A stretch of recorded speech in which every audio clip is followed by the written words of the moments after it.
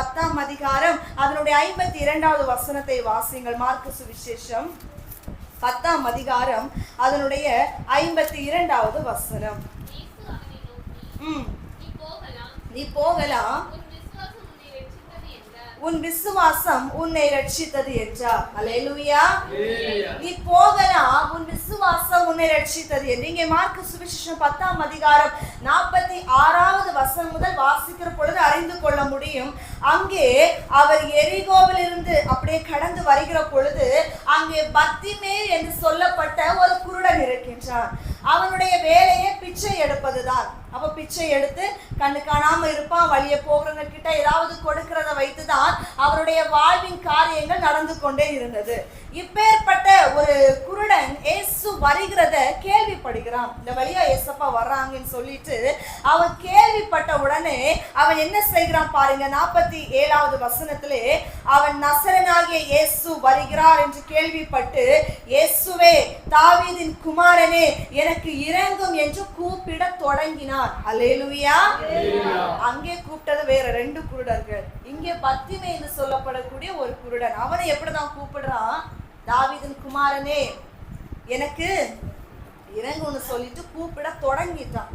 இப்ப வாயை திறந்து கூப்பிட தொடங்கின உடனே இவனுக்கு பிரச்சனை வருது. அடுத்த வசனம் சொல்லுது, அவன் பேசாதிருக்கும்படி அநேகர் அவனை அதட்டினார்கள். அல்லேலூயா. சத்தம் போடாத, ஏசப்பா இந்த வழியா போகிறாரு, நீ எதுக்கு இப்ப கத்துறேன்னு சொல்லிட்டு அவன் வாயை அடைக்கிறாங்க. பேசாம இரு, சத்தம் போடாதுன்னு சொல்லிட்டு அவனை பேசக்கூடாதுன்னு தடை பண்ணுகிறாங்க. ஆனா அவன் என்ன பண்றான் பாருங்க, கொஞ்சம் கூட சத்தமா கூப்பிடுறான். அவனும் தாவீதின் குமாரன் எனக்கு இரங்கும் என்று முன்னிலும் அதிகமாய் கத்தி கூப்பிடுறான். இன்னும் கொஞ்சம் கூட சத்தம் போடுறான். நீங்க என்ன தடை பண்ணினாலும் முடியாது, எனக்கு பார்வை அவரால் தான் கொடுக்க முடியும், நான் இன்னும் கூப்பிடுவேன்னு சொல்லிட்டு கொஞ்சம் கூட சத்தம் போட்டு கூப்பிடுறான். அப்பதான் ஏசப்பா நிக்கிறாரு. அவனை அழைச்சிட்டு வாங்கன்னு சொல்லி கூப்பிடுறாரு. அழைச்சிட்டு வாங்கன்னு தான் கூப்பிட்டாரே தவிர அவனுக்கு சுகம் கிடைச்சிட்டு போக சொல்லணும்னு சொல்லல. அவன் கடந்து வரான். இப்ப அவ பிச்சை எடுக்கிறவங்க எப்படி இருப்பாங்க? நல்லா ரெஸ்பெக்டா ட்ரெஸ் பண்ணிட்டு டிப்டாப்பா உட்கார்ந்து இருப்பாங்களா? அவங்க அழுக்குப்பட்ட வஸ்திரத்தோட, கிழிந்த வஸ்திரத்தோட, ரொம்ப வித்தியாசமான ஒரு அலங்கோலத்துல இருப்பாங்க. ஏசப்பா அழைச்ச உடனே அவன் தன்னுடைய மேல் வஸ்திரத்தை எல்லாம் எடுத்து எறிந்து போட்டுட்டு அவனுடைய பழைய ரூபம், பழைய வாழ்க்கையெல்லாம் உதறி போட்டுட்டு ஒரு புதிய மனுஷனா ஏசப்பா கிட்ட கடந்து போகிறான். அப்பன்னு அவர் என்ன சொல்றாரு பாருங்க, இனி நான் உனக்கு என்ன செய்யணும்? அவர் கேட்கிறாரு. நீ இப்போ வேற மாதிரி ஒரு மனுஷனா வந்துட்ட, நான் உனக்கு என்ன செய்யணும்? ஏசப்பாவுக்கு தெரியாம இருக்குமா என்ன செய்யணும்னு?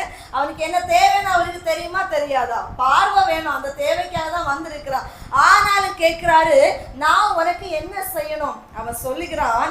அதற்கு அந்த குருடன், ஆண்டவரே நான் பார்வை அடைய வேண்டும் என்று அவர் சொல்லுகிறார். இயேசுவனை நோக்கி, நீ போகலாம், உன் விசுவாசம் உன்னை ரட்சித்தது என்று. அல்லேலூயா. அவர் பார்வையடைந்தவனாய் திரும்பி போனால. கவனிங்க, ஒரு மனிதன் இயேசுவை குறித்து அறைகின்றான். தன் குறைகளிலே இயேசுவை குறித்து அறைகின்றான். இருளான வாழ்க்கை நேரத்தில் இயேசுவை குறித்து அறைகின்றான். இயேசுவா தனக்கு சுகம் கொடுக்க முடியும் என்கின்ற ஒரு விசுவாசம் அவனுக்குள்ளே உருவாக்கப்படுகிறது. இப்பொழுது அதற்கான ஒரு சந்தர்ப்பத்தை அவன் பார்த்து கொண்டே இருந்த பொழுது இயேசு வருகிறார் என்றும், அவரை சந்திக்க முடியும் என்றும், அவருடைய சத்தத்தை கேட்க முடியும் என்றும், அவரிலிருந்து ஒரு விடுதலையை பெற்றுக்கொள்ள முடியும் என்கின்ற ஒரு வாய்ப்பு அவனுக்கு கிடைக்கிறது. அந்த வாய்ப்பை அவன் என்ன செய்கிறான் பாருங்க. அவன் உடனடியாக அதை பயன்படுத்திக் கொள்ள முற்படுகின்ற பொழுது அவனுக்கு தடைகள் பல வருகிறது. உலகத்தாரால், உறவினரால், உடன் இருந்தவர்களால், என் இயேசுவோடு கூட இருந்தவர்கள் தான் அவனை அதட்டுறாங்க. சத்தம் போடாத, நீ அதற்கு விரோதமாய் பேசாத, நீ வாயை அடக்கிக்கொள் என்று. ஆனால் அவனுடைய விசுவாசம், அவனுடைய தாகம், அவனுடைய தேவன் மேல் இருந்த அந்த பிரியம் அவன் என்ன பண்ணுது? தடைகள் வந்தாலும், எவ்வளவு தடைகள் எனக்கு எதிராக வந்தாலும் நான் இயேசுவை கூப்பிடுகிறதை நிறுத்த மாட்டேன், நான் இயேசுவை தேடுகிறதை நிறுத்த மாட்டேன், நான் இயேசுவுக்கு பின் செல்கிறதை நிறுத்த மாட்டேன் என்று சொல்லி அவன் தடைகள் மத்தியிலும், பலவிதமான போராட்டத்தின் மத்தியிலும் அவன் இயேசுவை கூப்பிடுகிறதை நிறுத்தவே இல்லை.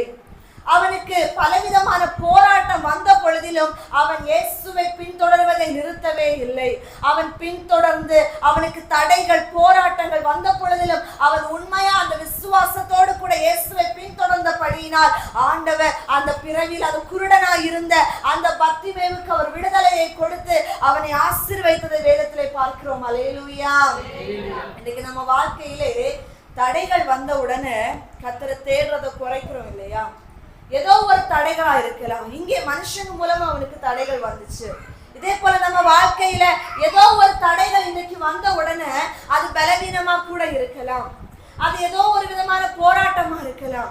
ஏதோ ஒரு குறைவுகளா இருக்கலாம். அந்த தடைகளை காரணமா வச்சுட்டு இன்னைக்கு நான் ஜெபிக்க மாட்டேன், இன்னைக்கு நான் ஆலயத்துக்கு போக மாட்டேன், இன்னைக்கு நான் இந்த காரியத்தை செய்ய முடியாதுன்னு சொல்லிட்டு அந்த ஒரு காரியத்தை காரணமா காமிக்கிறோம்.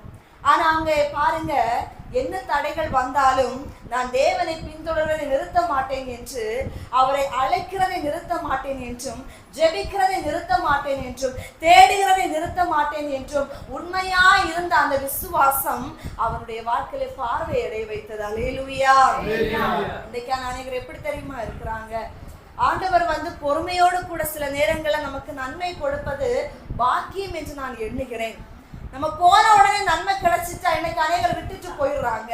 ஒரு எக்ஸாம்பிள் வேதத்துல இருக்கு. நான் உங்களுக்கு சொல்லிக்கிற பொழுது வேதத்துல 10 பேர் குஷ்டரோகியா ஏசப்பா கிட்ட கடந்து வந்தாங்க.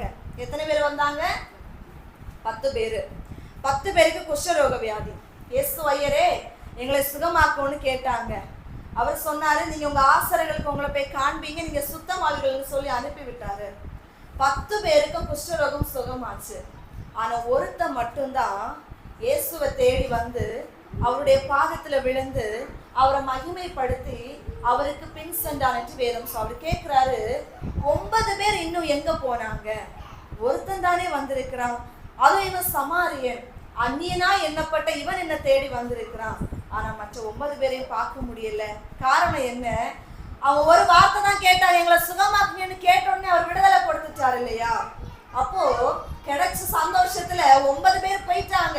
தங்களுக்கு காரியம் நடந்துருச்சு, தேடி வந்த தேவை கிடைச்சிருச்சுன்னு சொல்லிட்டு விட்டுட்டு போயிட்டாங்க. ஏசப்பா மறுபடியும் தேடி வரல, சாட்சி சொல்ல வரல, அவரை மகிமைப்படுத்த வரல, அவர் வார்த்தையை கேட்க வரல, அவரை பின்தொடரணும்னு அந்த வாஞ்சை இல்லை அவங்களுக்கு. கிடைத்ததோட கூட போயிட்டாங்க.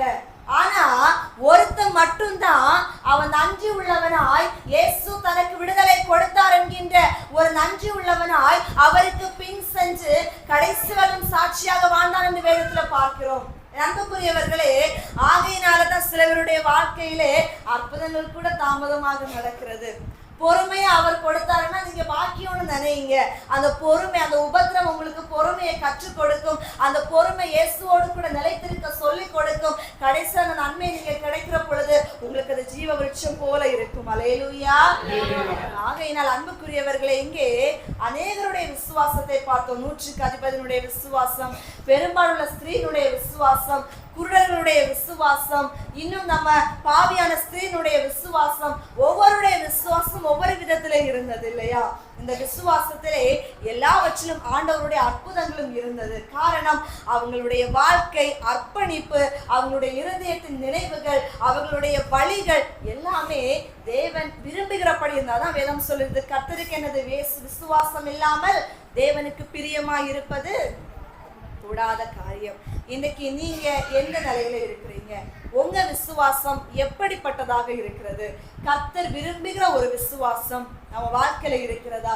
இவங்க வாழ்க்கையில எல்லாம் இருந்த விசுவாசத்துக்கு அற்புதம் பிரதிபலனா கிடைச்சிச்சுன்னா இன்னைக்கு நம்ம வாழ்க்கையில இருக்கிற விசுவாசத்துக்கும் அற்புதம் நடக்க வேண்டும் என்றால் அவர் விரும்புகிற பிரகாரம் அந்த விசுவாசம் இருக்க வேண்டும்.